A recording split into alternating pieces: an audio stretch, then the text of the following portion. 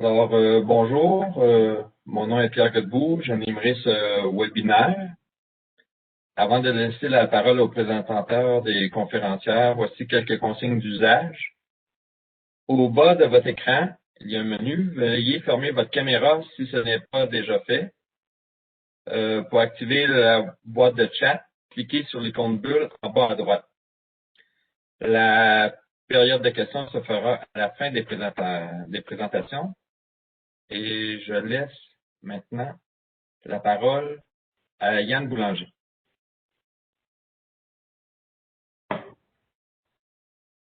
Eh bien, bonjour tout le monde. Bonjour mesdames et messieurs. Je suis Yann Boulanger. Je suis chercheur scientifique en écologie forestière au Centre de foresterie des Laurentides. Puis je vous souhaite la bienvenue à ce troisième webinaire d'une série de 6, dont le titre est Un regard vers le futur, impact des changements climatiques sur la forêt québécoise et outils d'adaptation. On sait que les changements climatiques devraient avoir d'énormes répercussions sur les écosystèmes forestiers, ceux situés au nord étant probablement les plus menacés. Au Québec, les répercussions risquent d'être multiples, à la fois sur les écosystèmes et sur le secteur forestier. Et c'est pour cette raison que le Service canadien des forêts a entrepris une analyse intégrée régionale des impacts des changements climatiques sur les forêts du Québec, avec plusieurs partenaires, dont le ministère des Forêts, de la Faune et des Parcs, le Bureau du forestier en chef, Environnement et Changement climatique Canada, l'Université Laval et l'Université du Québec en Abitibi-Témiscamingue. Plusieurs projets de recherche ont été menés sous cette analyse, lesquels sont présentés dans les prochaines semaines jusqu'au 24 février, à chaque mercredi, comme aujourd'hui, à 10h30. Donc, le webinaire d'aujourd'hui, porte sur En route vers l'adaptation, co-construction d'une démarche pour prendre en compte les changements climatiques dans la planification forestière. C'est avec plaisir que je vous présente la conférencière d'aujourd'hui, Madame Marie-André Vaillancourt, ainsi que Madame Catherine Perrier, qui travaille conjointement avec Marie-André, et qui se joindra à elle pour la période des questions. Donc, Marie-André Vaillancourt est une biologiste diplômée de l'Université de Montréal. Elle détient une maîtrise en sciences biologiques de l'Université du Québec à Montréal en 2006, donc acquise en 2006, qui portait sur l'effet de l'aménagement forestier sur les espèces qui dépendent du bois mort pour leur survie. Elle a par la suite coordonné, en collaboration avec plusieurs chercheurs du Centre d'études de la forêt, l'ouvrage Aménagement écosystémique en forêt boréale, qui a été publié en 2008. Elle travaille au MFFP depuis 2011, en aménagement écosystémique des forêts et en adaptation au changement climatique. De son côté, Catherine Perrier est biologiste diplômée de l'Université Paul Sabatier de Toulouse en France, en 1993 pour sa maîtrise, et de l'Université Laval pour son doctorat en 2003. Donc, en 2001, elle se joint à la direction de la recherche forestière en tant que chercheuse en écologie forestière et poursuit ses recherches au sujet de l'effet des perturbations anthropiques sur la santé des écosystèmes forestiers. Depuis 2009, elle travaille plus spécifiquement sur l'étude de la vulnérabilité des forêts du Québec au changement climatique et ses intérêts de recherche portent en particulier sur les effets du changement climatique sur la composition forestière et sur la vulnérabilité de la régénération forestière à la sécheresse. Donc, tout le monde, je vous souhaite un bon webinaire et je laisse maintenant la parole à Marie-André. Excellent, merci Yann. Est-ce que tout le monde m'entend bien? Excellent. Merci. Ça va, Marie-André. Avant de commencer, je demanderai aux gens qui n'ont pas fermé encore leur caméra de les fermer, s'il vous plaît. Merci. Je te laisse la parole. Parfait, merci. Donc, merci Yann et toute l'équipe du CFL pour l'invitation. On est vraiment heureux de participer à cette série de webinaires-là qui présente du contenu hautement pertinent pour l'ensemble du secteur forestier. Donc, je vais y aller de l'avant avec ma série.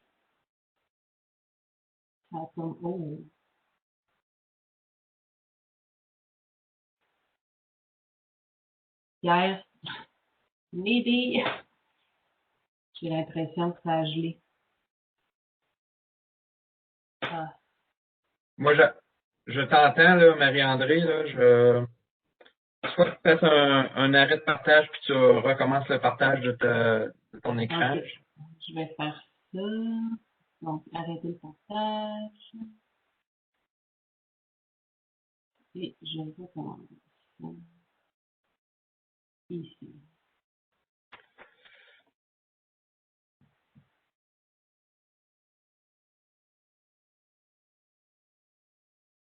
Ouais, je pense que c'est parti.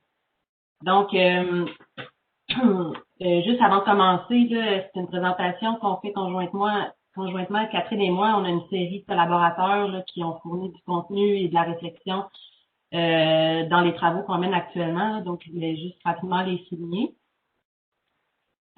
Au menu aujourd'hui, je vais avoir trois thématiques. La première, les enjeux pour la gestion et la planification forestière qui sont apportés par les changements climatiques.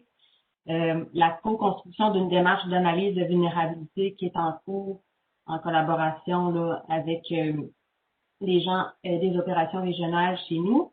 Et puis, je vais vous montrer rapidement là, des exemples de réflexion en cours parce qu'on est évidemment au début d'une démarche. On est loin d'avoir toutes les réponses à nos questions. Puis dans le fond, là, ça va vous mettre un peu au diapason là, de où on est rendu là, dans ces étapes-là. Donc, les enjeux pour la gestion et la planification forestière. Donc, c'est pas, je pense que j'apprendrai rien à personne là, en parlant que les changements climatiques vont avoir un impact important sur l'ensemble des sphères de l'aménagement durable des forêts.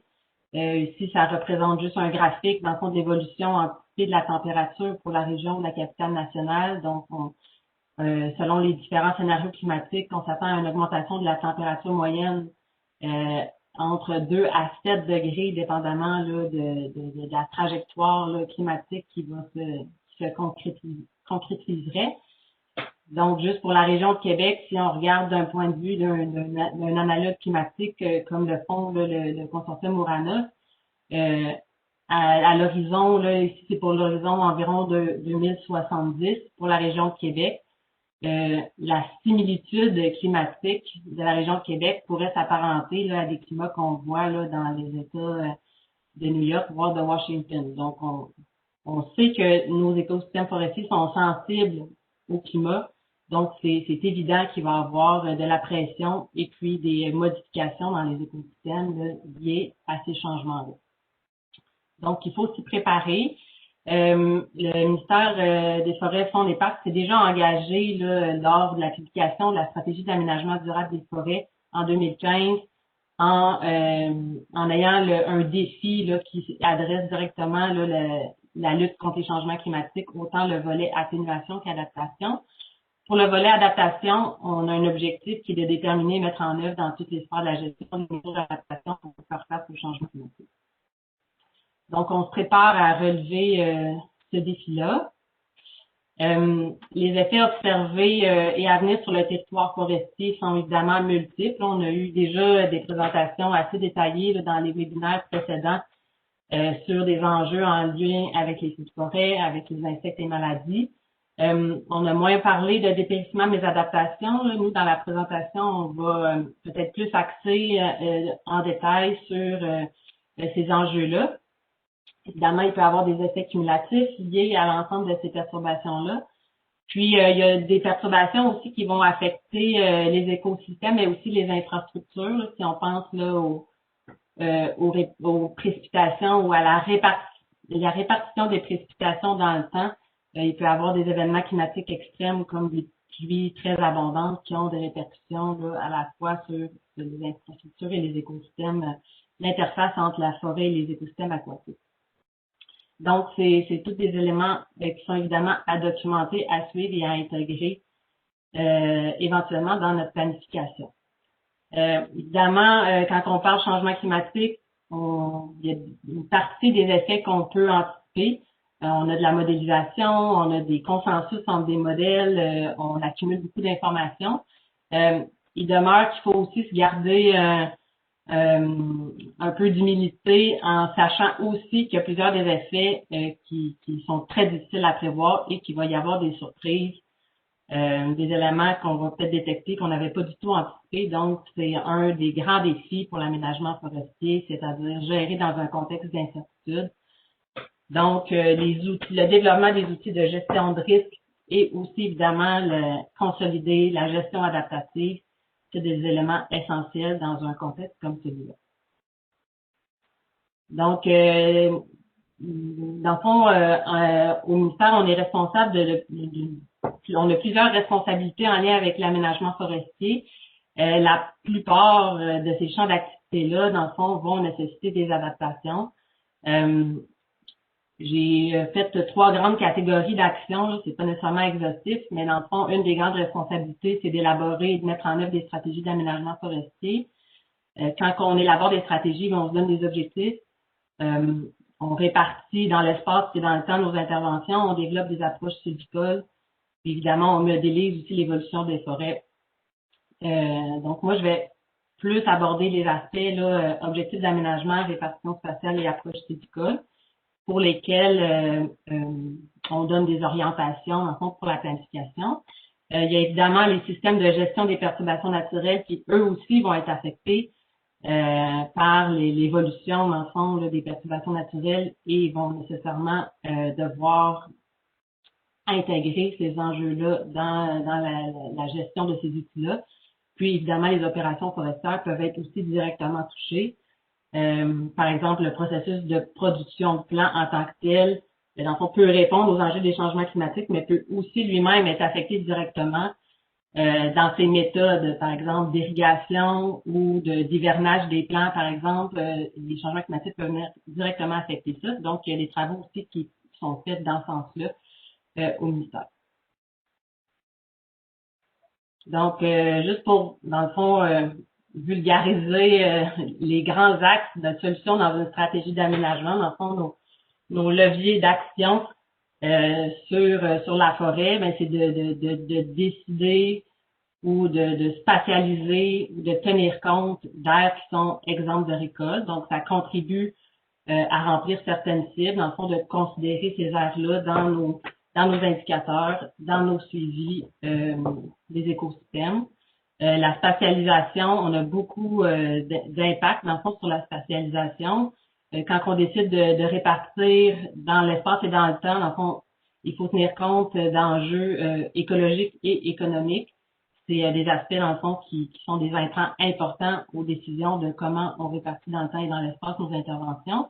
Puis évidemment, bien, à l'échelle du peuplement, toutes les actions sylvicoles et les scénarios qui peuvent être envisagés pour atteindre l'ensemble des objectifs qui vont être intégrés dans une stratégie.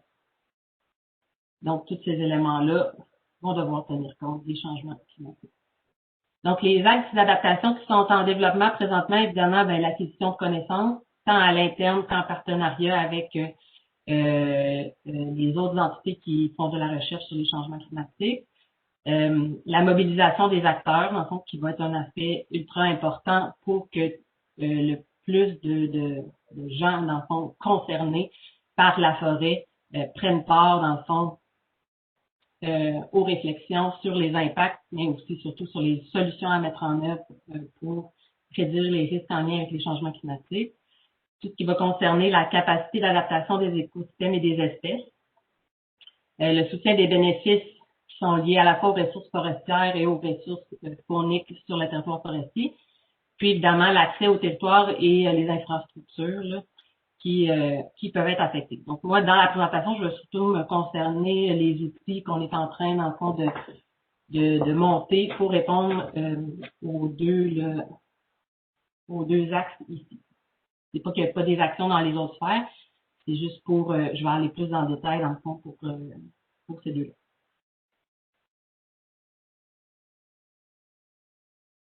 Donc, des options d'adaptation des écosystèmes.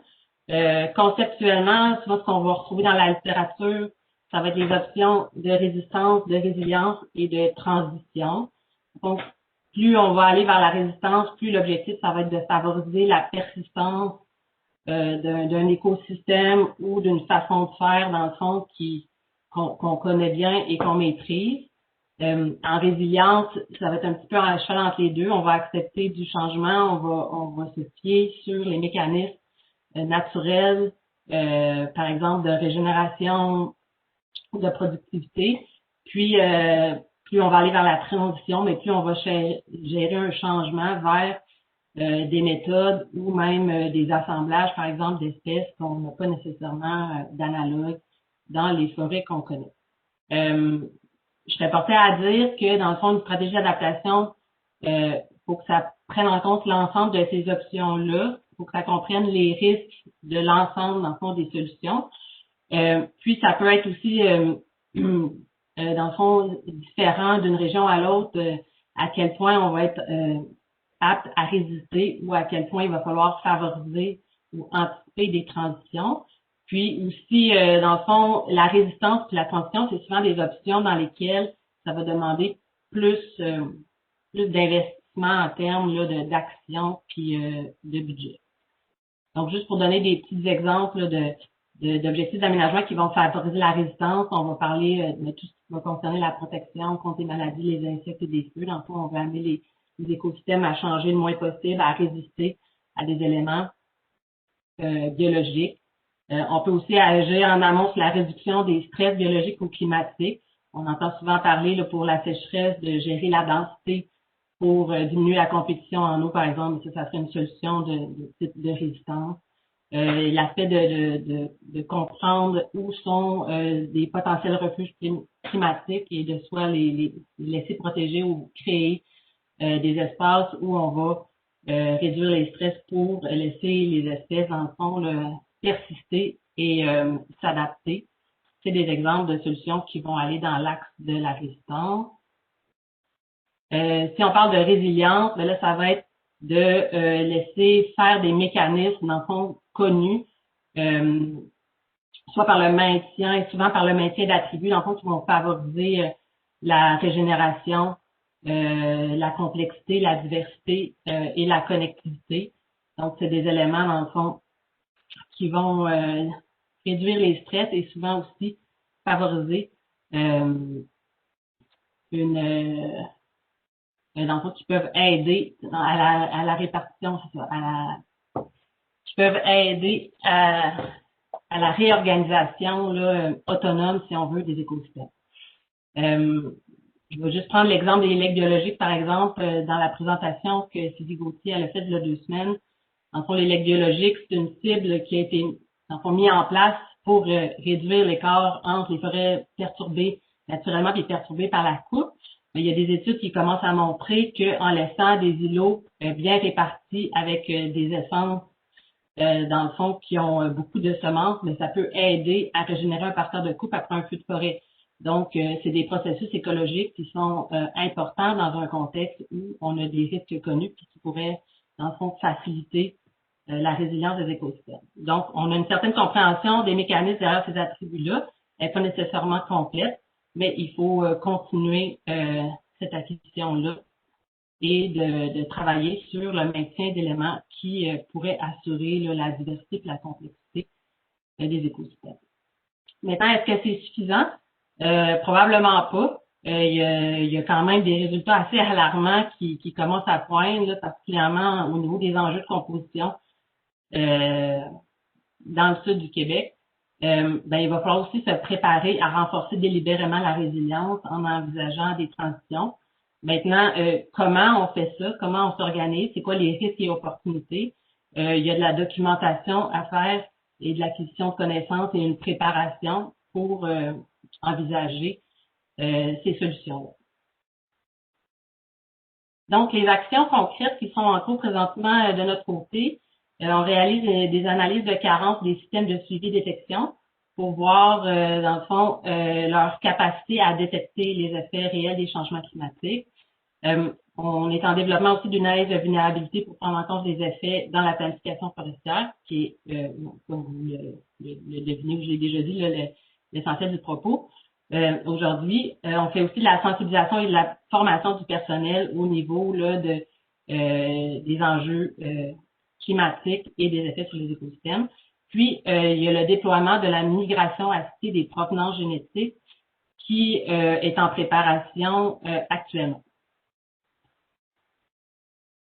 Donc, juste pour donner un peu d'infos sur la migration assistée, dans le fond, il y a 3 types de migration assistée.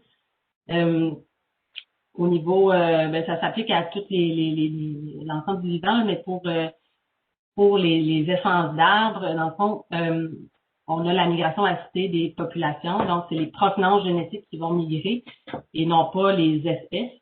Donc, on va utiliser des provenances génétiques, par exemple, plus au sud pour aller les insérer dans du reboisement en dehors de leur répartition climatique. Donc, on va étendre, on va prendre des provenances plus au sud pour les amener plus au nord, dans le fond, en prévoyant que, dans le fond, ils vont être mieux adaptés au climat futur dans ces zones-là. Donc, il y a une modélisation qui est faite à ce niveau-là, à la fois la DRS en partenariat avec la direction de la production des semences et des plants. Donc, ça va être fait au niveau de l'épinette blanche et de l'épinette noire dans les prochaines années. Maintenant aussi, on peut faire une expansion assistée de la distribution, donc c'est d'étirer l'aire de répartition, souvent ça va être vers le nord, de certaines essences. Puis, à l'autre bout du spectre, ça serait de faire des migrations assistées sur de très grandes distances. Donc, comme je le mentionnais, dans le fond, on considère qu'il y a un gradient de risque là, sur ces différents types de migrations assistées-là, qui est très faible, dans le fond, quand on utilise la migration des provenances génétiques, et plus élevé sur les migrations très grande distance, parce que dans le fond, il y a peu de contrôle là, sur le confort climatique des essences. Puis il y a aussi que le climat des premiers 10-15 ans, dans le fond, est souvent très loin de celui qui est anticipé pour la période de confort de l'espèce. Fait que ça aussi, dans le fond, ça peut venir là, mettre un risque sur la survie là, des plants. Donc, c'est pour ça que actuellement, ce qui est prévu, c'est principalement la migration assistée des provenances. Au niveau de la migration assistée de la distribution, il y a quelques projets anecdotiques qui sont débutés et qui sont tout le temps faits conditionnellement à un suivi très serré de la survie de ces plants-là pour justement là, documenter la chose. Maintenant, la co-construction d'une démarche d'analyse de vulnérabilité, où dans le fond, là, depuis 2015, on s'attarde à documenter les grands enjeux liés au changement climatique pour les différentes sphères d'activité. Depuis 2 ans, on a décidé de les s'ancrer avec des régions pilotes pour, dès maintenant, là, inclure les gens des régions dans la démarche. L'idée, c'est que, dans le fond, plus on implique les gens dans la pratique rapidement, plus on a de chance, d'une part, de les mobiliser, puis de faire atterrir des solutions qui sont réalistes d'un point de vue planification et opération. Donc, on a choisi 3 régions pilotes qui sont le nord du Québec, la Gaspésie et l'Outaouais. On a choisi 3 régions dans fond super différentes pour avoir une variabilité là, de risques et vulnérabilités qui nous permettrait après en fond, de pouvoir transposer les réflexions là, à d'autres régions. Puis c'est aussi plus facilitant là, de développer en groupe plus restreint là, qu'à une échelle provinciale dans un premier temps. Donc, ça nous permet là, de faire un peu la bougie d'allumage du dossier adaptation. Donc, c'est nos 3 régions. J'ai mis rapidement là, dans le fond pourquoi on les a choisis, les types de risques, dans le fond, qu'on anticipait avant même d'avoir creusé plus la question. Donc, présentement, on est rendu au stade de commencer des ateliers. On a fait un atelier provincial pour vraiment mettre une base de formation à tout le monde sur les variables climatiques, les types d'outils auxquels on va se référer pour faire les évaluations de risque. Puis, avec les régions, on fait des ateliers vraiment là où on travaille en groupe de proximité avec eux pour raffiner, dans le fond, l'explication de ces résultats-là à l'échelle vraiment régionale, avec des échelles d'analyse, dans le fond, qui se servent pour faire la planification forestière, puis avoir les discussions, là, dans le fond, que je vais vous montrer des exemples. Donc, c'est comme ça qu'on entend le processus d'adaptation. Dans le fond, l'idée, c'est de faire reconnaître l'enjeu. Fait que souvent, les changements climatiques, on entend, il y a beaucoup de résultats qui circulent. Souvent, ça peut être assez dramatique. Fait que il y a un réflexe humain qui est souvent de faire « Oh, c'est compliqué, on va remettre ça plus tard » ou j'ai d'autres urgences. Mais dans le fond, l'idée, c'était pas que les gens croient pas au changement climatique, mais c'est souvent très gros. Fait que ça peut paraître difficile à absorber. Donc, il faut y aller par étapes. Donc, pour reconnaître l'enjeu, c'est la première étape. Donc, avec les informations sur les risques bien synthétisées, bien expliquées, c'est la première étape. Donc, ça nous permet de nous préparer Fait que là, c'est le début d'identifier par région les aléas climatiques qui sont les plus importants pour en venir à réaliser des analyses de vulnérabilité qui vont nous permettre aussi, là, souvent on dit vulnérabilité, ça sonne directement à risque, mais on a le souci aussi de voir si ça peut soulever différentes occasions à l'échelle de la région. Puis évidemment, il faut identifier les objectifs à risque pour pouvoir les réviser, soit pour réduire les risques ou pour saisir les occasions qui vont apparaître. Puis par la suite, d'aller dans une boucle de mise en œuvre. Donc, dans les stratégies d'aménagement, un des intrants importants, c'est des valeurs et objectifs d'aménagement. J'ai mis une liste ici non exhaustive.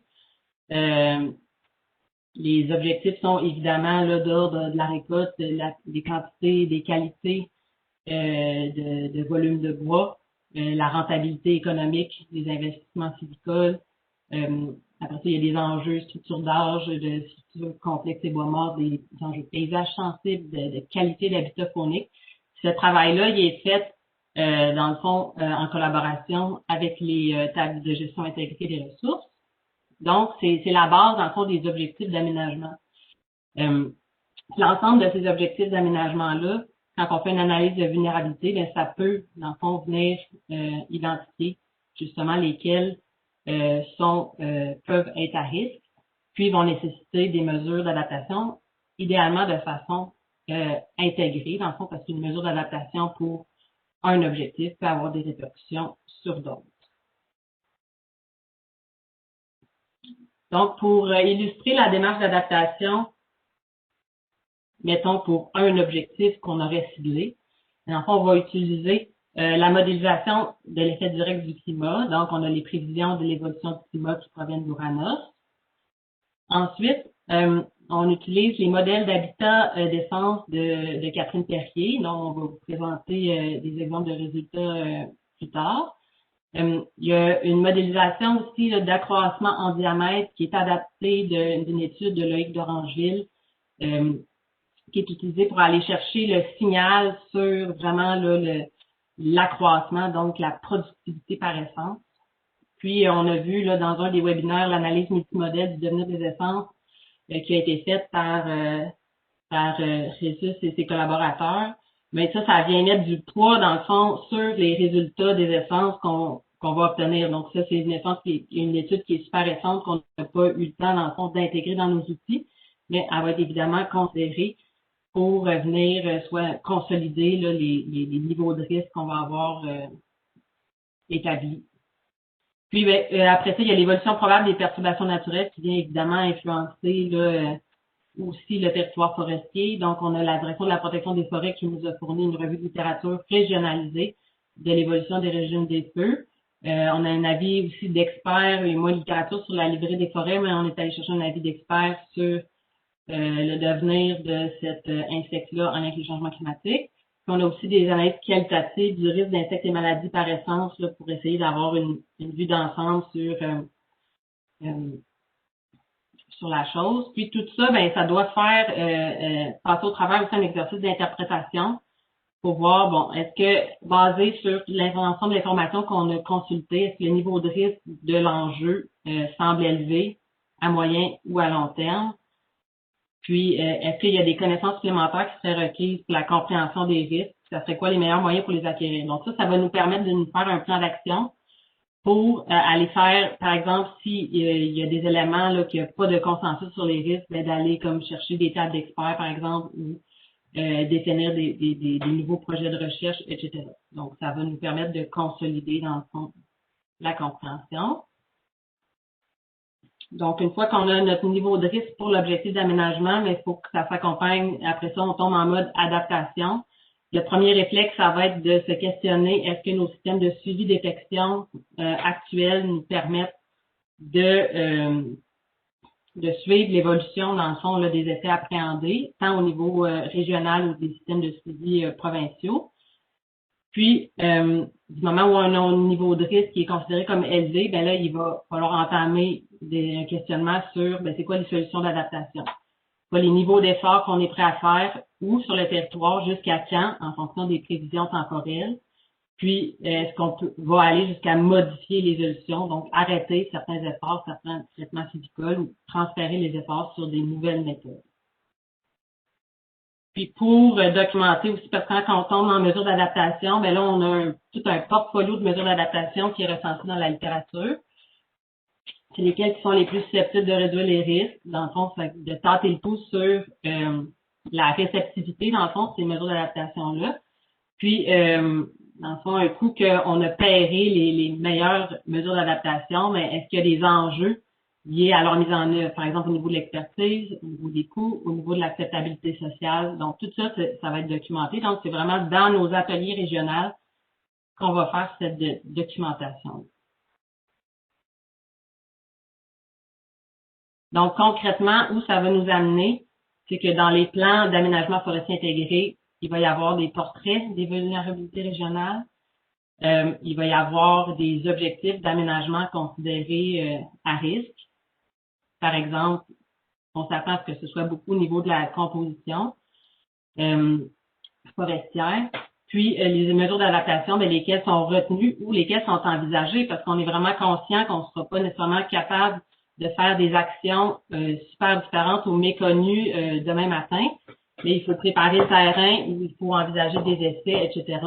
Donc, ça va permettre là, d'asseoir la réflexion dans un plan d'aménagement.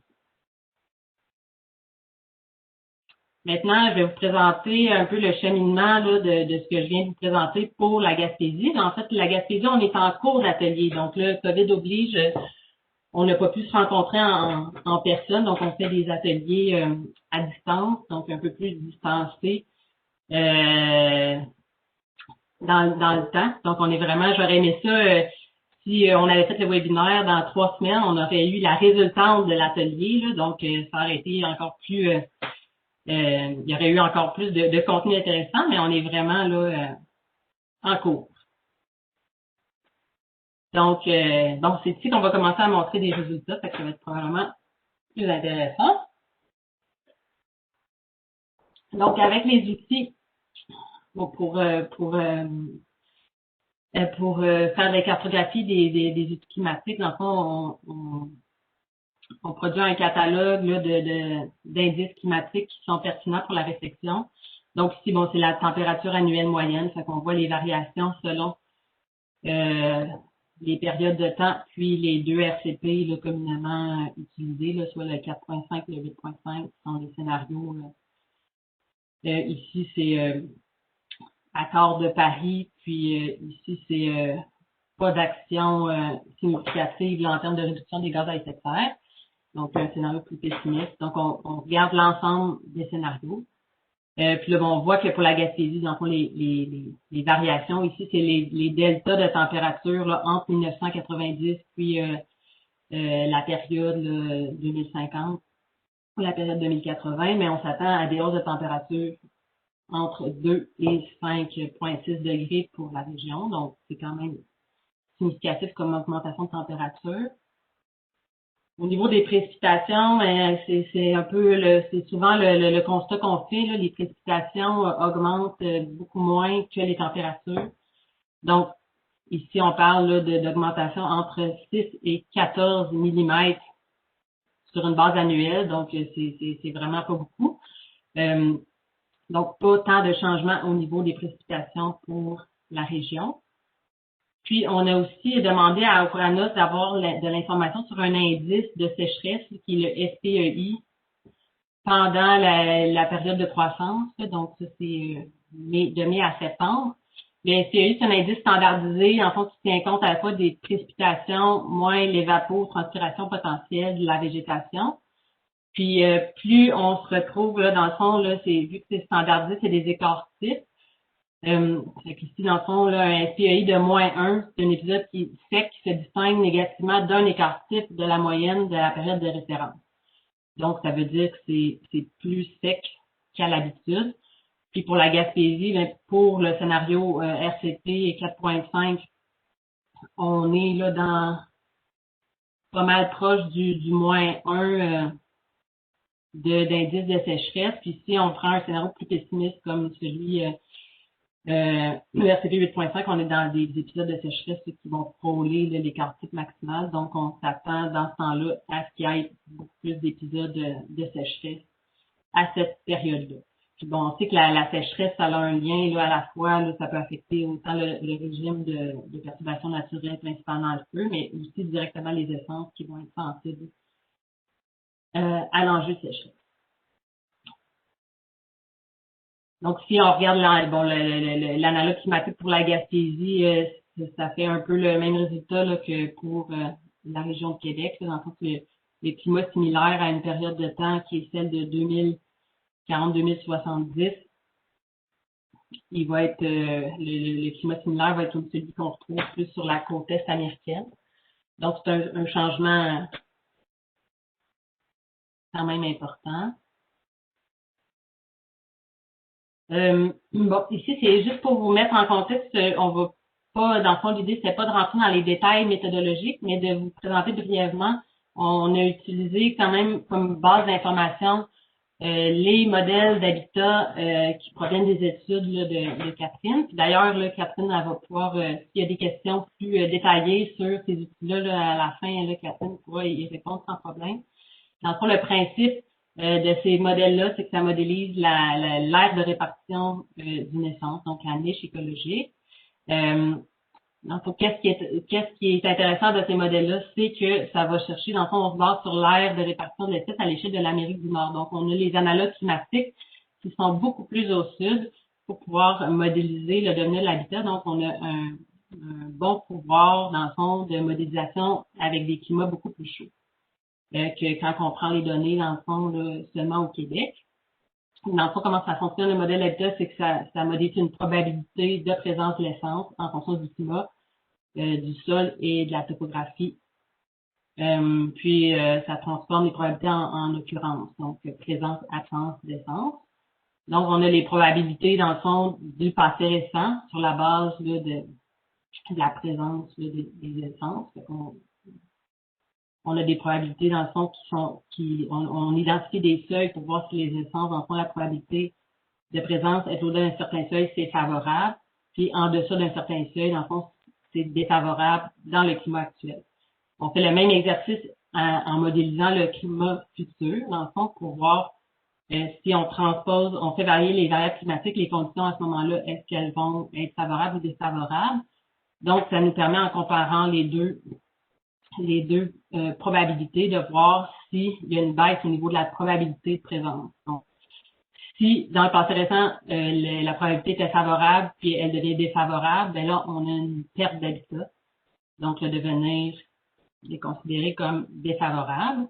Puis à l'autre spectre, dans le fond, si l'espèce n'était pas présente, mais le climat futur fait en sorte que la probabilité d'occurrence devient très élevée, donc on pourrait avoir une présence, mais là, on peut avoir des gains d'habitat, puis entre les deux, dans le fond, on peut être soit moins favorable, statu quo, ou plus favorable.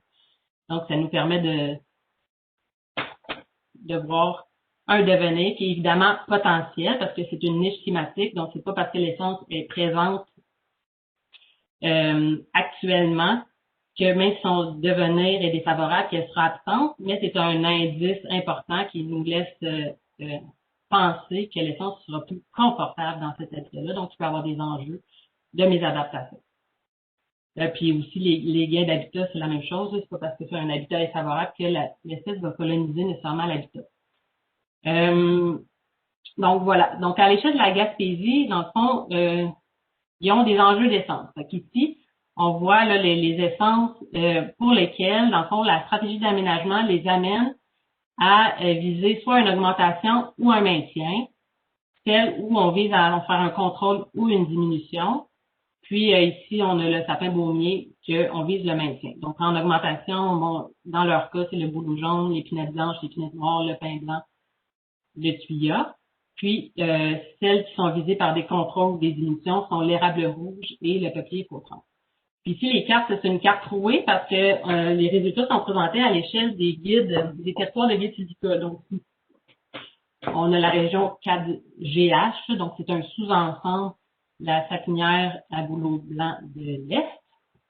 Puis, c'est que, en fond, les scénarios sylvicoles pour ces territoires de guide-là sont définis pour le territoire de guide. Donc, dans les outils qu'on a, les guides silica, dans le fond, c'est s'adapter à ces territoires-là. Puis, ils ont des filtres silicoles, dans le fond, quand ils planifient, dans le fond, leur stratégie silicole, qui leur permettent là, de vraiment, en fonction de c'est quoi les objectifs qu'ils ont sur ce territoire-là, de cibler les bons scénarios. Donc, c'est vraiment une question de s'aligner aux échelles de gestion silicole en guillemets. Donc, si on regarde, c'est quoi que ça donne les résultats des habitats d'essence pour certaines de ces essences-là, dans le fond, pour illustrer les constats qu'on peut faire à une échelle comme ça. C'est que, par exemple, le bouleau jaune, qui est une essence, justement, qu'on vise à augmenter ou maintenir, ben là, les différents résultats au niveau des modèles d'habitat sont, somme toute, assez favorables. Fait qu'ici, dans le fond, vous avez les horizons de temps, les RCP. Moi, j'ai des fenêtres, j'ai des choses cachées. Ouais, fait que ici, c'est le 4.5, ici, c'est le 8.5. Fait qu'on voit que, par exemple, si on se transpose dans le pire des scénarios, dans le fond, à plus long terme, avec un scénario très pessimiste, on commence à avoir des superficies avec des habitats défavorables. Bon, sur la côte nord, ça reste favorable. Fait que pour le bouleau jaune, dans le fond, il semble avoir quand même encore de la marge de manœuvre pour aménager cette essence-là. Pour l'épinette blanche, qui est aussi là, dans la même catégorie, on vise à maintenir ou augmenter. Là, il y a le devenir, dans le fond, même avec un scénario optimiste, on commence à avoir apparition d'habitats potentiellement moins favorables plus tôt, puis évidemment là, qui s'accentue dans le temps. Ici, on regarde Peuplier Faux-30, qui, on se rappelle, est une essence à maîtriser. Ben, elle, selon un scénario qui est optimiste, le devenir est statu quo, là, donc pas peu de changements. Il faut vraiment aller dans un horizon de temps plus élevé avec un scénario plus pessimiste pour voir là, un potentiel risque de mésadaptation. Dans le fond, on a synthétisé pour l'ensemble des essences qui ont des objectifs de contrôle ou maintien à l'échelle de cette histoire de guide-là. Ça synthétise un peu les résultats des modèles d'habitat. Donc, on voit ici là, les habitats favorables, c'est la proportion de territoire qui a des habitats en fonction des degrés, là, soit habitats défavorables, favorables ou moins favorables par essence. Fait que visuellement, on voit que pour les essences, c'est les essences résineuses de matrice, dans le fond, que les risques sont les plus élevés. Un peu à moyen terme, puis beaucoup à long terme, avec un scénario plus agressif. Puis ben, les essences qu'on vise à réduire, ben, c'est elles qui se portent le mieux. Donc, ça suscite quand même beaucoup de questions. C'est des questions justement qu'on va aborder de front dans le prochain atelier qu'on a avec eux la semaine prochaine. C'est quoi le risque sur les objectifs d'augmentation des essences résineuses? Est-ce que les efforts de contrôle de feuillus de lumière, ils sont vains? Devrait-on commencer à favoriser davantage de feuillus neufs? Parce qu'on constate ici qu'ils n'ont pas d'objectif de feuillus neufs, bien qu'il y en ait dans ces forêts-là. Mais présentement, c'est des essences qui sont considérées un peu comme anecdotiques. Fait qu'il se pose la question, est-ce qu'il devrait commencer à mettre un peu d'effort sur ces essences-là qui ont, je ne sais pas montrer ici, mais un avenir là, plus optimiste selon cette source d'information. Maintenant, pour la Gaspésie, il y a la tordeuse des bourgeons d'épinette qui est évidemment une perturbation importante. Actuellement, en fait, ils sont pas mal là-dedans en ce moment. Donc, c'est sûr que c'est une préoccupation à savoir est-ce que ça va continuer à l'être dans le futur. Donc, pour les prévisions pour la tordeuse des bourgeons d'épinette, c'est un déplacement vers le nord et en altitude de l'aire de répartition. Les études, ça vient principalement là, des constats de l'étude de Jacques Régnière. Il y a d'autres études ici qui corroborent cette hypothèse-là. Pour la Gaspésie, dans le fond, selon une prévision, on est quand même encore dans l'aire de répartition sud, donc potentiellement moins de sévérité à la prochaine épidémie.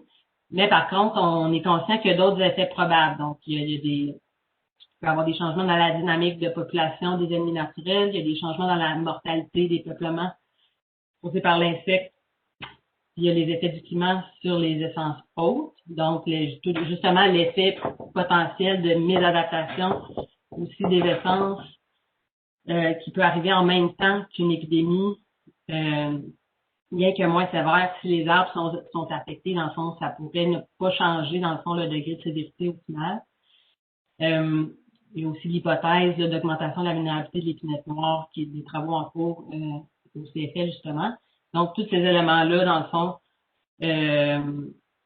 ont été présentés aux régions. Puis, dans le fond, ça va les amener à réfléchir, quel est le risque sur les objectifs de maintien du sapin baumier? Est-ce qu'il faut continuer là, à viser à le maintenir à tout prix? Et surtout, y aurait-il un effet cumulatif possible entre la présence de sapins mésadaptés et la sévérité de la TBE? Donc, c'est une importante question, dans le fond, à se poser. Au niveau des feux, comme je l'ai dit là plus tôt, là, on a l'équipe de la direction de la protection des forêts nous ont fourni là, en fait, une revue de littérature exhaustive là, de ce qu'il y avait comme information à l'échelle canadienne au niveau des risques de feu. Ici, c'est juste pour montrer, là, dans le fond, c'est une carte factuelle des causes des feux. Là, fait qu'on voit un peu la répartition du risque d'allumage de feu, pas nécessairement du risque de superficie brûlée. Et on voit que c'est très différent dans l'espace. C'est évidemment là, beaucoup affecté par les feux de cause humaine qui sont répartis proches dans le fond où il y a les densités de population. Les feux de foudre, eux, sont répartis un peu partout sur la territoire. C'est pas parce que c'est concentré ici qu'il y a plus de feux en Outaouais. On sait qu'Outaouais, dans le fond, il y a moins de combustible propice à créer des grands feux. Mais ça montre juste que les feux de forêt, c'est quelque chose qu'on gère déjà actuellement, qui va potentiellement, là, dans le fond, la dynamique va changer en fonction là, de l'effet des changements climatiques. Ici, j'ai juste pris là, deux exemples presque au hasard de l'ensemble des études qu'on a consultées. Juste pour montrer, dans le fond, que quand on le ramène à une échelle régionale, là, évidemment, ici, avec la Gaspésie, là, on se concentrait sur l'ensemble des études qui fournissaient une information là, à l'échelle de leur région. Pour la Gaspésie, ici, c'est juste un exemple là, d'une étude qui a documenté la fréquence de feux, de conditions pour des feux extrêmes, là, de spread days, donc c'est des jours où le feu peut vraiment se propager rapidement parce que les conditions sont propices. Mais au niveau de la Gaspésie, dans le cas de cette étude-là, c'était de 0 à 5 jours et ça changeait pas, dans le fond, selon les scénarios climatiques. Ici, c'est une étude là, de Boulanger et Al qui ont regardé, eux, au niveau de l'air annuel brûlé. Donc, la différence entre l'air annuel brûlé dans le passé et dans le futur. En fonction d'un scénario climatique, là, c'était pas les RCP dans ce temps-là, là, c'était d'autres. Je me rappelle plus c'était lequel, si c'était un optimiste ou un pessimiste. Là. Mais dans le fond, l'idée c'est que pour la Gaspésie, dans le fond, le taux d'augmentation est moindre, est dans les plus faibles comparativement à l'ensemble des régions pour cette étude-là. Donc, le résumé, dans le fond, basé pas juste sur ces deux études-là, mais sur l'ensemble des études qui avaient été consultées, c'était que si rien n'est fait pour diminuer les émissions de CO2 pour l'horizon 2070-2100, ben oui, il y a une météo plus propice aux feux de forêt de plus forte intensité qui peut engendrer un plus grand risque de feu. L'augmentation de l'occurrence des feux principalement causée par plus de feux de foudre, c'était pas les feux d'occurrence humaine, dans le fond, qui étaient les plus significatifs, mais que l'augmentation du taux de brûlage serait en deçà des taux historiques pour la Gaspésie. Donc, ça venait pas comme mettre plus de pression que la région, dans le fond, a vécu là, dans le passé contemporain. Donc, compte tenu de ces résultats-là, mais pour le risque de feu, ça semblait pas commander des mesures d'adaptation spécifiques par l'aménagement. Bon, est-ce bien le cas? Dans le fond, c'est pas un enjeu qui va être priorisé pour cette région-là. Là, maintenant, on a parlé plus d'objectifs de composition au sens large. Est-ce qu'on doit augmenter, diminuer, contrôler? Maintenant, il y a tout aussi l'aspect des investissements silicoles, parce qu'on a quand même comme objectif d'investir puis que ce soit rentable. Donc, de créer de la richesse avec les investissements qu'on va faire. Donc, depuis 2013, dans le cas de cette région-là, les investissements sont concentrés sur les essences préférées par les industries. Puis, eux, contrairement à d'autres régions, ont réparti leurs investissements dans des AIPL. Donc, c'est spatialisé. Donc, ce qu'il faut comprendre, c'est que l'intensification de la sylviculture, ça peut être spatialisé et entendu avec le milieu. Ça peut aussi être réparti différemment sur le territoire. Dans leur cas, c'est concentré dans un zonage. Donc, les essences vedettes qui ont identifié l'épinette blanche, l'érable à sucre, le bouleau jaune. Le sapin, dans le fond, c'est pas tant une essence vedette, mais il est partout, donc ils veulent aussi là, investir pour qu'il soit de bonne qualité et de bon diamètre. Puis, bon, dans leur cas, un budget silicole de 12 millions de dollars par an. Donc, c'est l'épinette blanche, dans le fond, qui constitue 72% des investissements silicoles, 28% sapin. Dans les feuillus, dans leur cas, il y a des travaux qui étaient mis sur pause en raison d'enjeux, notamment d'années semencières dans le cas du boulon et de maladies. Donc, c'est juste pour montrer, dans le fond, là, l'intensification puis les investissements, à quoi ils servent. Dans le fond, eux autres, quand ils ont modélisé, ici, c'est les périodes de temps, là, ça vient d'une variable de suivi, dans le fond, qui vient là, de la modélisation de Woodstock du forestier en chef. Les volumes par essence. Donc, on a le volume de sapin en bleu, les épinettes en vert. Donc, les investissements silicoles, ce qui visent à se faire à terme, c'est ici là, d'avoir plus d'épinettes que de sapin dans les volumes. Donc, c'est pour ça qu'on fait des plantations. Dans le fond, le succès des plantations, là, dans le fond, l'inversement, l'impact sur la composition là, arrive là, à la période 15. Donc, c'est 15 fois 5 ans. C'est 60 ans, dans 60 ans. Puis, ça a aussi un impact sur le diamètre tige. Donc, pour eux, c'est important. C'est une variable importante pour la valeur économique. Donc, en mauve, c'est les plus gros diamètres, plus de 200 diamètres cubes. Donc, à peu près à la même période, on voit aussi là, la répartition des diamètres tiges qui augmente dans le temps, là, donc qui est très intéressant du point de vue économique pour la récolte. Là, ici, j'ai juste pour introduire une nouvelle source d'information pour complémenter, dans le fond, l'information sur les modèles d'habitat. On a adapté des travaux de Loïc d'Orangeville qui avait publié, dans le fond, là, sur l'effet du changement climatique sur la croissance des principales essences commerciales. En fond, c'est une grosse analyse qui a été faite à partir des analyses de tiges prises par la direction des inventaires forestiers pour lier ça, aller cerner, dans le fond, l'effet direct du climat sur la croissance.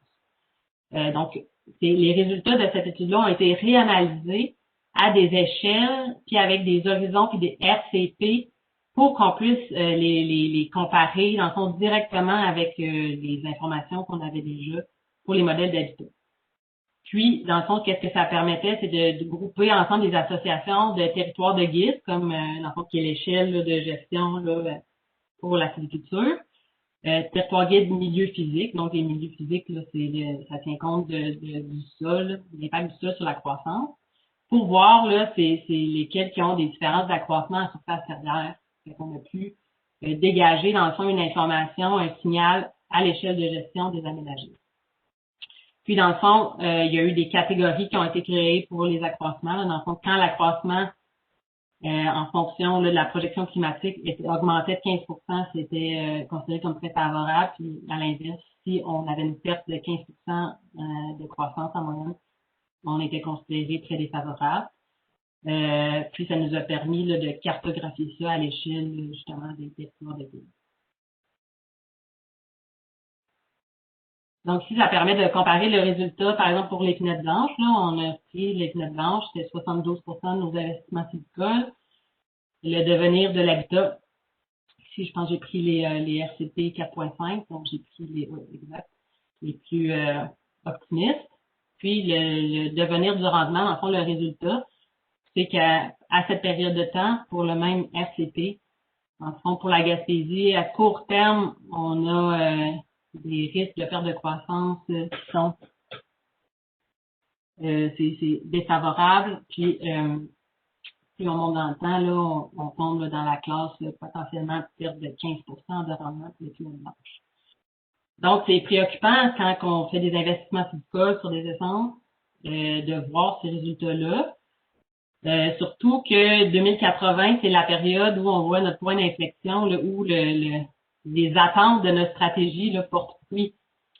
Donc, faut se préparer, dans le fond, à envisager, là, à se poser la question, est-ce que c'est la bonne solution? Donc, c'est quoi le risque là, sur les objectifs de maintien de volume, de qualité, de rentabilité économique? Mais on a quand même l'option de la migration assistée pour les pinettes blanches. Donc ça va venir potentiellement mitiger le constat du risque qu'on voit. Fait que ça reste une question, dans le fond, à répondre dans les prochaines semaines, mois. Dans le fond, les ateliers vont aussi permettre d'avoir ces discussions-là, dans quelle mesure la mise en œuvre de la migration assistée va venir mitiger ce risque. Fait que ça va potentiellement venir donner du temps, dans le fond, pour envisager des changements là, à moyen terme. Au niveau du bouleau jaune, ben là, contrairement à l'épinette blanche, on n'a pas de données sur l'accroissement en diamètre, donc on a seulement le modèle d'habitat dans le cas. Donc, c'est une essence qui a un beau devenir, donc on est porté à dire faut continuer d'investir dans le bouleau jaune. Quand même, il y a des observations récentes que les aménagés sont observés au niveau d'un chantre qui est venu même en date d'aujourd'hui, suspendre des investissements sylvicoles en éducation pour mieux comprendre les causes des risques encourus. Donc, ça permet juste d'illustrer, pas parce qu'on a un devenir favorable qu'il n'y a pas d'autres enjeux qui peuvent venir poindre qu'il faut aussi adresser. Puis ça, c'est dans le fond, c'est un peu un clin d'œil à l'enjeu là d'accès au territoire. Parce que, dans le fond, il y a des suivis aussi là, qui sont faits en région sur les effets anecdotiques des changements climatiques. Puis ça en est un exemple. C'est pas de la grosse documentation robuste, là, mais dans le fond, c'est une observation à consigner. Dans le fond, en novembre dernier, on a eu un épisode de pluie en Gaspésie qui était dans les plus hautes observations là, à l'échelle du bilan hydrique. Dans ce cas-là, c'est la petite rivière Cascapédia, mais toutes les régions, les rivières de la région, là, ça ressemblait pas mal à ça, donc des débits là, très élevés. Puis ça a engendré des bris de chemin assez importants dans la région. Donc ici, c'est pas nécessairement des vieux chemins, c'est des chemins avec faits dans le fond avec les normes du RADF tout récent. Puis on a des impacts importants, donc ça, point de vue là, de entretien, construction, réfection, là, ça va venir peser aussi. Donc, l'analyse de vulnérabilité sur le réseau routier, c'est quelque chose de très important et d'envisager, dans le fond, on a demandé du financement expressément pour ça cette année. Bon, au niveau de notre, dans le fond, là, on est en train de faire les ateliers avec la Gaspésie. C'est dans le fond, l'exercice là va achever dans un mois. Dans le fond, on va avoir complété cette première région-là. Après ça, on s'en va en Outaouais. Pour l'Outaouais, ben là, on s'attend à ce que ce soit encore plus marqué, dans le sens qu'il y ait plus d'objectifs à risque encore que pour la Gaspésie et plus court terme, si on veut. Bon, parce que l'Outaouais, c'est une région là, qui a déjà des épisodes de sécheresse, là, dans le fond, récurrentes de documenter. Puis juste quand on voit l'analogue climatique là, de l'Outaouais, on voit qu'il descend beaucoup plus bas, là, donc les changements anticipés sont assez importants. il y a déjà des essences là, qui sont considérées comme étant les plus vulnérables dans ce secteur-là qui ont été identifiées. Puis là-dedans, mais on retrouve à peu près l'ensemble des espèces résineuses là, sur lesquelles on compte là, à la fois d'un côté écosystémique et d'un côté production de bois. Puis juste pour donner un exemple, dans le fond, la région a déjà documenté des cas de plantation là, qui ont eu de la mortalité avant maturité. Donc pour eux, c'est un signal d'avant-goût de mésadaptation, donc il faut documenter ça. Dans ce cas-là, bon, c'était des plantations des années 70, il y a eu des éclaircies, pas de réaction de croissance, 2 sécheresses de documenter, puis un dépérissement en fond après la deuxième sécheresse. Donc, c'est des éléments, là, tantôt je parlais d'éléments anecdotiques documentés, ça, c'en est un. Maintenant, si on regarde les informations de devenir, ce que ça nous dit pour le pin gris, dès 2050, on a aussi des habitats moins des habitats défavorables.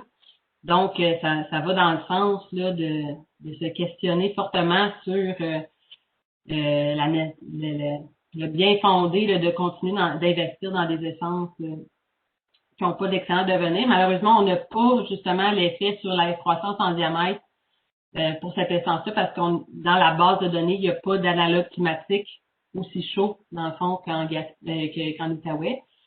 Donc, c'est de l'information, en fond, qui est pas disponible. Donc, d'où la nécessité là, de nous consolider le suivi, là, justement, là, du bien-être, entre guillemets, là, du pain gris pour venir confirmer ces hypothèses-là. Si on regarde rapidement pour l'épinette blanche, qui est une autre essence prisée là, au point de vue résineux en Outaouais, les constats sont aussi là, pas très favorables à moyen terme, à court terme, plus dans le sud de l'Outaouais, puis à moyen terme à peu près partout. Puis là, ici, on a aussi les devenirs en diamètre qui corroborent, dans le fond, cette prédiction. Au niveau du feuillu, les 2 essences feuillues les plus prisées là, dans les stratégies de production de bois, c'est le bouleau jaune et l'érable à sucre. Dans ces cas-là, dans le fond, c'est encourageant. Là. Il y a des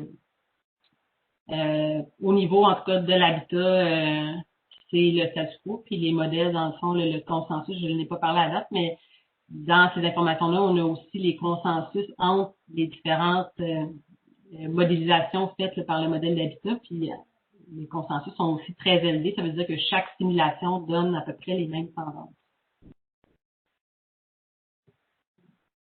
Donc, pour l'Outaouais, c'est juste le début. C'est pour ça que j'ai pas les autres informations, mais dans le fond, on va faire le même processus là, en Outaouais qu'avec la Gaspésie. Donc, on va ajouter aussi là, des informations sur les insectes et maladies. Puis, c'est sûr que pour cette région-là, les effets cumulatifs, sécheresse, mésadaptation, maladies, c'est une grande préoccupation. Donc, en conclusion, dans le fond, il faut jeter un regard critique sur les objectifs d'aménagement. On est conscient que la nature change, que des écosystèmes vont connaître des réarrangements. Ils vont le faire en partie de façon autonome. On ne sait pas exactement comment, mais c'est justement de la connaissance qu'il faut continuer d'acquérir, de suivre à plusieurs échelles de perception. À court terme, ce qu'on peut faire, c'est d'évaluer les risques pour nos efforts d'aménagement en fonction des scénarios possibles. Il faut renforcer la capacité de détection des changements, mieux tirer profit des systèmes de suivi actuels. Il y en a beaucoup des systèmes de suivi, là, qu'on parle de suivi des placettes permanentes, il y a des suivis qui sont faits au niveau de la faune, qui suivent aussi là, les insectes, la phénologie. Donc, on a beaucoup de suivis de référence et dans le fond, l'idée, c'est de les optimiser, de s'assurer qu'on capte les indicateurs clés pour les processus de productivité forestière, donc tout ce qui concerne la régénération, la croissance, la mortalité, les insectes et maladies. On a aussi des outils de détection pour ça qu'il faut qu'ils soient améliorés et adaptés pour être sûr de prendre en compte, de détecter les effets des changements climatiques. Il y a aussi les gens en région qui font des suivis opérationnels. Donc, ces suivis-là aussi peuvent être adaptés pour détecter aussi des effets. Donc, il va falloir que l'ensemble de ces systèmes-là soient mis à profit. Donc, ça, c'est des grands efforts, dans le fond, à mettre de l'avant dans les prochaines années. Puis, dans le fond, l'objectif fondamental, c'est d'augmenter la résilience de nos forêts, puis bâtir des alternatives au niveau de nos options sylvicoles. On a plusieurs résultats qui nous le montrent. Là, on a des devenirs, je veux dire, on peut anticiper une certaine part des effets, mais les transitions en tant que telles vont être très difficiles à prévoir. Donc, un des remparts, c'est de renforcer les mécanismes de résilience naturelle. Donc, mieux les comprendre, mieux les appliquer pour qu'ils donnent, dans le fond, les résultats escomptés. Puis aussi bâtir un portefeuille d'options sylvicoles variées qui vont à la fois, oui, augmenter la capacité d'adaptation des forêts, mais aussi s'assurer de nous permettre de gérer le risque. Donc, d'avoir différents types de forêts qui vont pouvoir réagir différemment, peu importe aussi les risques qui vont se pointer là, dans le futur. Donc, je pense qu'avec ça, je suis à la fin.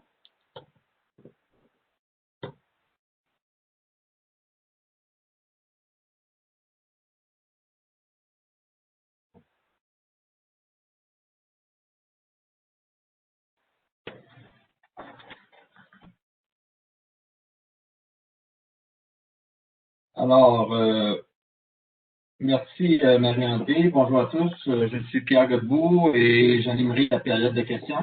Vous pouvez maintenant activer votre vidéo si vous le désirez. Il y a une barre de menu en bas où vous pouvez activer votre vidéo. Alors, comment procéder pour poser une question? Alors, vous pouvez poser votre question avec le micro de l'ordinateur en déplaçant votre souris à droite de votre nom dans la liste des participants et sélectionnez l'icône main levée. Lorsque je vais vous nommer, vous n'aurez qu'à enlever le mode sourdine en cliquant sur l'icône micro. Et après avoir posé votre question, on vous demande de vous remettre en mode sourdine. Vous pouvez également utiliser la boîte de chat si vous préférez poser votre question par écrit. Sélectionnez l'icône en forme de bulle en bas à droite pour l'activer si ce n'est pas déjà fait. On vous demande de vous identifier clairement en donnant votre nom et l'organisation pour qui vous travaillez, autant verbalement que par écrit dans la boîte de chat. Alors, la période de questions est maintenant commencée et je lirai les questions pour le bénéfice de Catherine et Marie-André. Je lirai les questions sur la boîte de chat s'il y en a.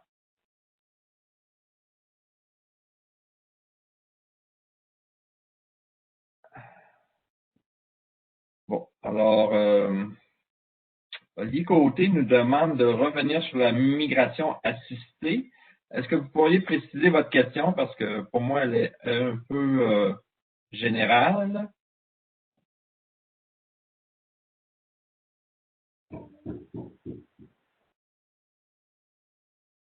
Est-ce qu'il y a des questions en région? Je ne vois pas de main levée. Monsieur Côté, est-ce que vous voulez, en fin de compte, qu'on retourne à la diapo sur la migration assistée? Si c'est le cas, dites oui dans le chat. Alors Marie-André ou Catherine, je ne sais pas, pouvez-vous répondre à sa question? Il dit oui en général comme stratégie d'adaptation. Donc peut-être de préciser un peu sur votre présentation. Si Marie-André, tu veux que je te remette pour que tu partages la slide, tu me le dis. Ouais, ben tu sais, dans le fond, la slide était assez simple. Je peux la réafficher effectivement. Partager. J'ai perdu mon option de partage, Pierre. Oui, c'est normal. Ça ne sera pas long. Je vais te... Marie-André, je pense que ça serait peut-être de dire c'est quoi les stratégies qui sont envisagées au ministère à court terme. Oui, c'est ça, exact. C'est ça que je vois. Donc, je viens de te la remettre normalement. Oui. Ça arrive maintenant.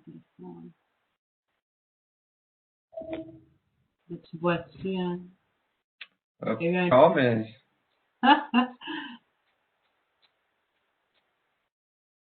J'y arrive. Bon, je vais juste mettre mon... En attendant, je rappelle aux gens, si vous voulez poser une question, vous pouvez le faire par la boîte de chat ou sinon, sélectionnez l'icône main levée à droite de votre nom. Alors, Marie-André est en train de partager le contenu et on revient sur la migration assistée. C'est ça. Dans le fond, on voit ici là, les trois types. Là, si je reviens sur les trois types de migration assistée, le premier, c'est vraiment la migration assistée des provenances génétiques. Donc, les essences gardent leur même aire de répartition, mais par exemple, les vergers à graines qui fournissaient une zone climatique, dans le fond, pour mettre les plants à terre, elle va être amenée à fournir une zone, par exemple, un verger plus au sud va envoyer des plants pour être plantés plus au nord. Dans le fond, c'est un peu ça le principe, là. Donc, les gènes adaptés au climat du sud vont être amenés dans un climat plus chaud pour mieux performer, dans le fond, avec le climat à venir. Donc, ça change pas l'aire de répartition, c'est vraiment la migration des gènes. Puis c'est pour ça aussi que, mettons, les plus au sud, ben là, à un moment donné, il va falloir se revirer en arrière et dire, ouais, mais là, mes gènes au climat du futur, ils seront plus au Québec, tu sais, ils vont peut-être être dans des vergers aux États-Unis. Donc ça va créer aussi là, des enjeux logistiques, si on veut, là, pour la migration assistée des provenances. Ça résume un peu là, des implications pour la migration assistée des populations. Comme j'ai dit, pour l'expansion assistée, donc amener une essence un petit peu plus au nord que son aire de répartition, donc en dehors de son enveloppe, de son aire de répartition actuelle, c'est fait de façon anecdotique. Donc, c'est pas encore envisagé de façon élargie parce qu'il y a un risque. Le risque, c'est vraiment le climat des premières années. Tu sais, puis on l'a vu, là, il y a des hivers, il peut faire encore là, moins 30, moins 40 avec des grosses vagues de froid quand le vortex polaire il est pas de notre bord. Mais ça suscite des risques pour la survie juvénile.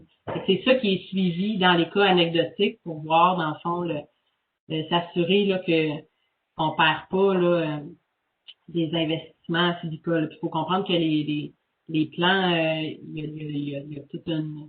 Ça a un coût, là, la production de plants, puis dépendamment du type de plant, puis du type de verger, de quel ça vient. Là, fait qu'il faut vraiment comme... il y a une gestion de risque à faire à cet effet-là.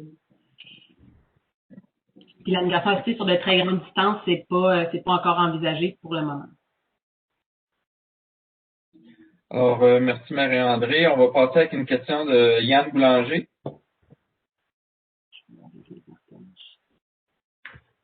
Salut Marie-André, merci beaucoup pour la présentation. C'est toujours très intéressant, très pertinent. En fait, ma question, c'est plus au niveau des contraintes là, qui ont peut-être été soulevées dans les groupes de discussion, notamment peut-être en Gaspésie ou ailleurs. Puis, je peux comprendre aussi que les rencontres n'ont peut-être pas toutes été effectuées encore, mais je voudrais peut-être plus vous entendre là, sur les contraintes qui ont été soulevées par les participants. Est-ce qu'il y a des contraintes qui sont plus d'ordre technique ou est-ce qu'il y a des contraintes même légales, tu sais, dans certains cas, là, pour certaines pratiques qui seraient à favoriser? Puis j'imagine que c'est différent d'une région à l'autre aussi, là, sur ce qui serait à faire d'un point de vue adaptation. Donc, je serais intéressé. C'est ça qui est dommage, c'est que l'atelier sur ça, il n'a pas encore été fait. Fait que je pourrais pas te répondre, mettons, spécifiquement ce qu'on a documenté avec les ateliers. Mais au niveau légal, c'est plus l'aspect de nouvelles essences là, qui est comme pas si clair, là, tu sais. Mais sinon, tu sais, de faire évoluer, mettons, les pratiques avec je veux dire, la diversité qu'on a déjà, moi, je vois pas de contraintes légales, là, dans ce sens-là. Mais d'amener, mettons, des nouvelles essences, là, la question se pose, puis c'est pour ça qu'il faut qu'il y ait une analyse de risque et opportunité avant de mettre ça, tu sais, de penser mettre ça en œuvre de façon opérationnelle. Il va y avoir besoin qu'il y ait des travaux autant d'acquisition de connaissances, mais aussi là, de regarder ce qui se fait ailleurs, comment, puis on a des projets là, dans la mire, là, dans ce sens-là aussi. OK, on va passer maintenant avec une question par le chat de François Laliberté, président de l'OIFQ. On voit que les suivis sont très importants. Le rapport de la vérificatrice générale indiquait un déficit à ce sujet. Où en sommes-nous actuellement avec les suivis? Mais ça, je sais qu'il y a eu beaucoup de travaux faits là, pour justement là, consolider puis donner les exigences minimales en termes de suivi forestier. Là. Ça, il y a eu des travaux de fait à l'interne sur ça auquel j'ai connaissance, là, mais je pourrais pas en dire plus à savoir là, c'est quoi les retombées concrètes encore de ces travaux-là. Là. Je serais pas la bonne personne pour y répondre, mais je sais qu'il y a eu qu'il y a eu des analyses là, de fait à ce niveau-là, là, principalement là, pilotées par le secteur des opérations régionales, là, qui sont ceux qui ont la responsabilité de faire les suivis forestiers. Marie-André, si je peux compléter, il y a aussi le suivi qui a été mis en place avec le secteur forêt, le secteur des opérations régionales, le suivi. Oui, la veille anecdotique, là, ça que pour le moment, la veille anecdotique, dans le fond, ça vise à documenter, c'est ça, des éléments, là, soit là, de mortalité particulière, là, ou des surprises comme ça, là, des insectes, dans le fond. C'est en collaboration aussi, là, souvent avec des gens qui font des suivis détection de d'autres éléments. Puis, dans le fond, l'idée, c'est d'avoir plusieurs canaux pour aller prendre l'information sur des changements là, observés sur le territoire. Là. Donc, ça passe par des fiches de signalement. Là. Donc, n'importe qui sur le territoire qui a des opérations forestières peut contribuer à ça aussi, ce qui peut faciliter là, justement là, la détection d'informations. D'accord. Karine Anakou nous mentionne qu'il y a des contraintes pratiques en forêt privée. Marc-André Réaume a une question. Alors, merci pour la présentation. Marc-André Réaume de la Fédération des producteurs forestiers. Est-ce que vous prévoyez préciser des informations sur le potentiel de croissance des espèces par type écologique afin d'obtenir des recommandations plus opérationnelles? Oui, ben c'est un peu ça le but là, de tout ce qui a été fait à l'échelle des territoires de guide. Maintenant, là, de redescendre ça là, sur les échelles de type écologique, de la classification écologique, c'est ça aussi, là, c'est envisagé. Là, c'est juste un peu tôt pour le moment, là, parce qu'on a pas assez consolidé les résultats, mais c'est effectivement ça là, le but là, final, c'est que même la classification écologique suive là, les effets à appréhender là, des changements climatiques. OK, je fais le tour des... Toujours pas de main levée. Ah, oui. Alors, Marianne Cusson, tu peux te démuter. Bonjour. Merci pour la présentation. C'est très intéressant de voir la démarche qui est faite. On essaie de faire une démarche semblable, un peu plus artisanale en Montérégie. Je travaille à l'Agence forestière de la Montérégie. En fait, ma question, on parle depuis tout à l'heure des guides, des territoires de guides sylvicoles. Puis je comprends pas bien c'est quoi qui est fait, c'est quoi qui existe en cette matière. Je connais les guides sylvicoles du Québec 1 et 2. Je connais les guides des stations forestières. Puis je me demandais, j'aimerais en savoir un peu plus sur ce que c'est. Oui, ben c'est ça, dans le fond, nous, à l'interne, on a comme le tome 3 des guides sylvicoles, mais qui est en fait toutes les arbres de décision en fonction, tu sais, de ton territoire, de ton type écologique, puis de ton type forestier qui va te donner comme toutes les options scénarios sylvicoles. Fait que c'est comme un outil opérationnel à l'interne qui est utilisé pour la planification forestière. Fait que c'est pour ça, dans le fond, le territoire de guide, là, c'est comme une des assises là, pour nous là, du fameux tome 3, là, mais c'est ça qui est dans le fond un genre d'outil interne. OK. Puis c'est pas visible pour le commun des mortels qui ne travaillent pas au ministère. Ouais, ben c'est dans des outils géomatiques, tu sais, c'est ça. Fait qu'il n'y a pas comme il y a pas de guide publié, tu sais. Fait que dans le fond, c'est comme ça a pris toutes les informations des guides tome 1, tome 2, ça les a déclinés dans un outil géomatique là, qui donne toutes comme les ramifications possibles là, de scénarios en fonction de ta carte puis de tes types forestiers puis tout ça, là, de ton historique. Donc, c'est ça. Fait que je sais de vous êtes à l'échelle de la forêt privée, là, fait que probablement que vous n'avez pas l'équivalent, là, mais dans le fond, c'est juste comme une concrétisation des tomes 1 puis 2, là, dans le fond, dans un outil pour l'aménager. Je résumerais comme ça. il y a Guillaume qui fait partie de l'assistance, je pense que lui a travaillé là-dessus. ben Il répond à la question, en fait. Guillaume Cyr veut compléter, là, ça va me faire plaisir. Donc, Guillaume mentionne, tu pourras parler aussi également, Guillaume, si tu le veux, mais Guillaume Cyr, il mentionne que les territoires de guides sont des regroupements de régions écologiques. Par exemple, les guides des stations forestières sont construits par Terre-Guide ou par ce guide? Ouais. C'est ça, Terre-Guide, c'est les territoires de guide, là, c'est dans le fond, c'est ce que je présentais, là, comme quand je présentais la région 4HI, là, c'est un territoire de guide. Donc, c'est un sous-ensemble d'une région écologique. Exact. Bonjour tout le monde. Oui, si je peux préciser ce point, les territoires de guide n'ont pas un jargon qu'on utilise, mais ça représente, dans le fond, une ou quelques régions écologiques apparentées. Donc, pour ceux qui connaissent les guides de reconnaissance des types écologiques, ils sont construits par territoire de guide, donc sur une ou quelques régions écologiques apparentées. Région écologique, finalement.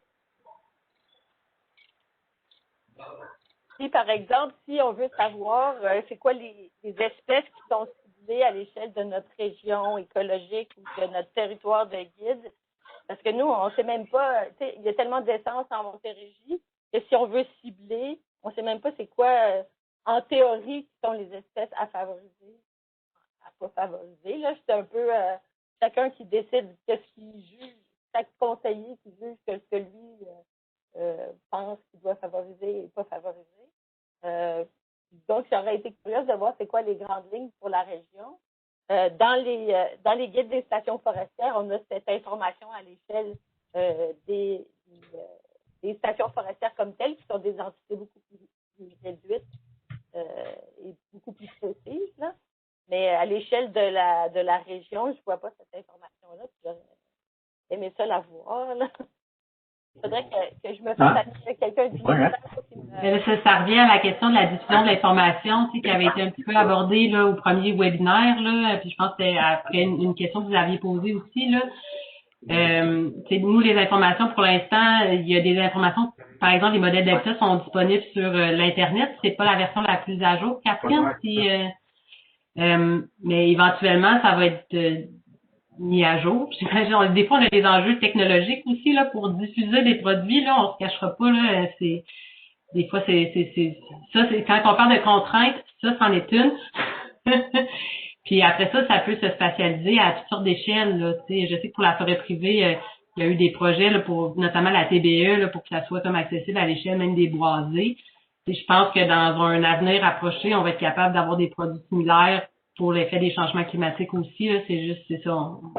On a souvent des enjeux technologiques pour la diffusion de ces informations-là en ce moment, mais ça fait partie des outils, dans le fond, qu'on souhaite développer là, pour augmenter l'accès à cette information-là. Je vais laisser maintenant la parole à Karine Anakou.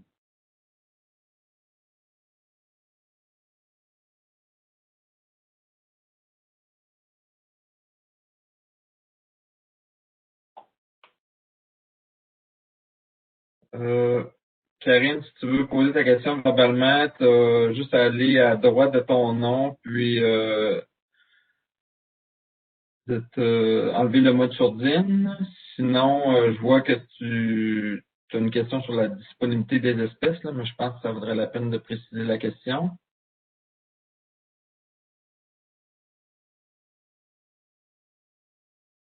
Je ne te vois plus. Donc, tu auras le... Je sais pas si c'est encore là, mais tu n'auras qu'à... Bon, Karine?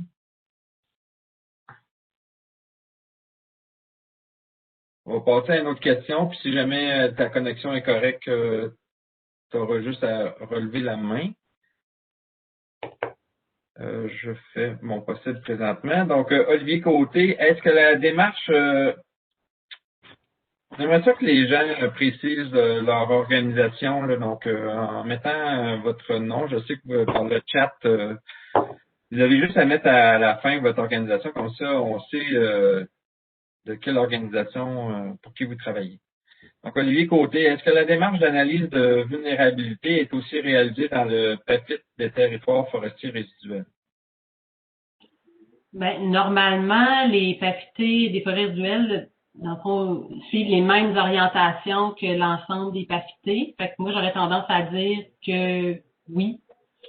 Après ça, là, je sais que l'organisation de ces PAFIT-là diffère d'une région à l'autre, là, mais pour les régions où on assure comme vraiment une cohérence là, entre la façon de faire les PAFIT là, sur les deux types de territoires, là, je vois pas pourquoi ça serait pas fait à cette échelle-là aussi.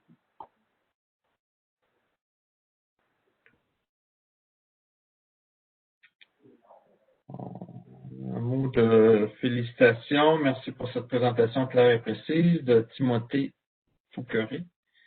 Bonne continuation dans vos projets. Bon, Madame Maneco. Est-ce que vous faites en sorte que les pépinières s'ajustent pour ne plus envoyer d'essence faiblement adaptée? C'est sûr que pour à court terme, là, ça rejoint un peu les questions sur la migration acetée. Là, il va y avoir ça qui va comme influencer, dans le fond, la production en fait, c'est pas la production de plants, c'est la répartition des plants. Pour la diversification des essences pour les pépinières, ben ça, c'est un autre champ de travail. Là. Moi, je serais comme pas en mesure là, présentement de dire c'est quoi leur plan de match, mais c'est sûr qu'en tant que ministère, du moment où on souhaite favoriser une plus grande diversité dans les pépinières, ben, il va falloir qu'il y ait des actions prises dans ce sens-là. Je dirais qu'au jour d'aujourd'hui, on n'est pas rendu là, mais ça va faire partie des réflexions là, des prochaines années.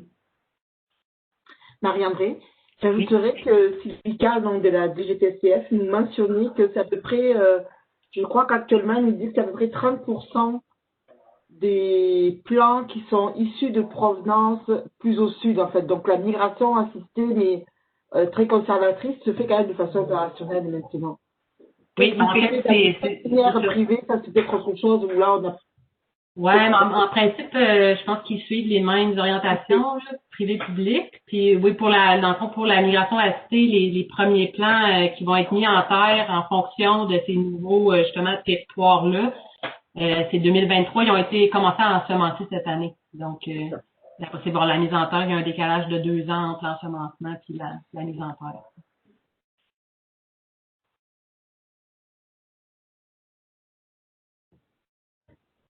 D'accord. Karine, si tu as pas d'autres questions, tu as juste à baisser la main, s'il te plaît. Si tu en as une, juste à la laisser lever. Je vois pas d'autres questions dans les participants. Ah oui. Yann, il me fait tout le temps ça à la fin. Yann Boulanger.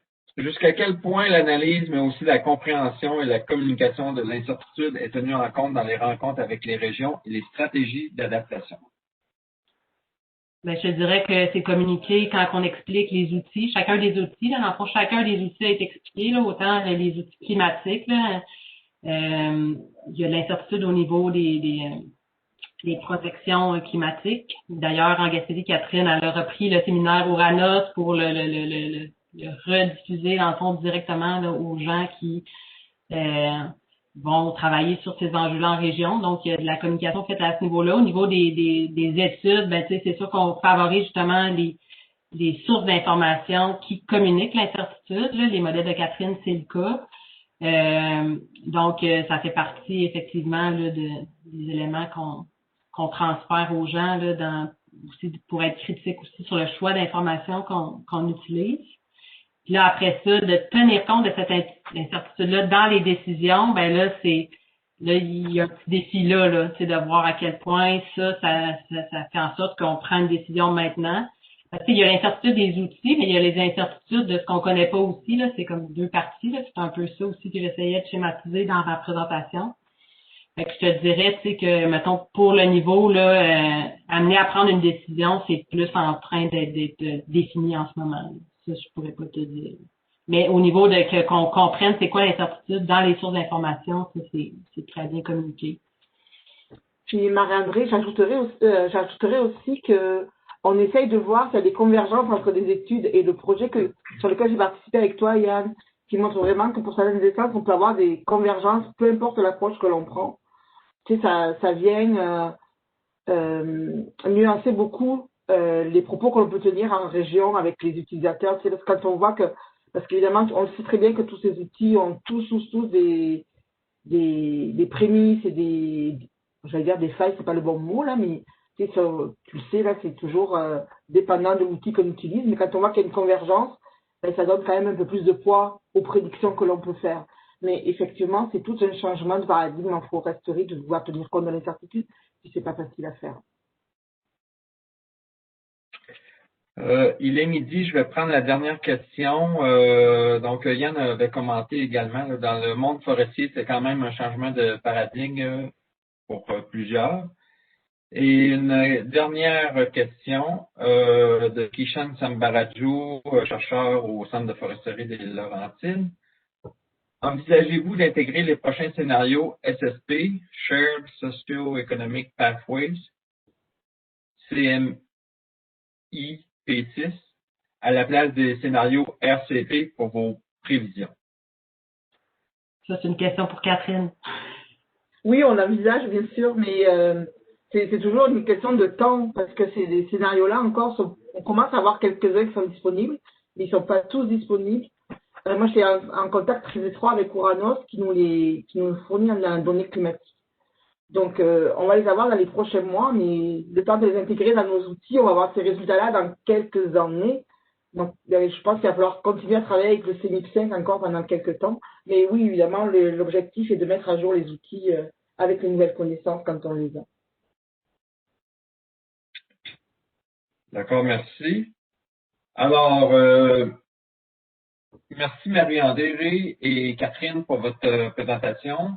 En terminant, je vous invite au prochain webinaire de cette série, Un regard vers le futur, impact des changements climatiques sur la forêt québécoise et outils d'adaptation, qui aura lieu mercredi le 10 février et qui s'intitule Allier modélisation forestière et savoir autochtone, pour évaluer la durabilité des paysages boréaux en transformation. La conférencière sera Annie-Claude Bellil, étudiante au doctorat en sciences de l'environnement à l'UQAM. Merci à tous de votre participation et bonne fin de journée.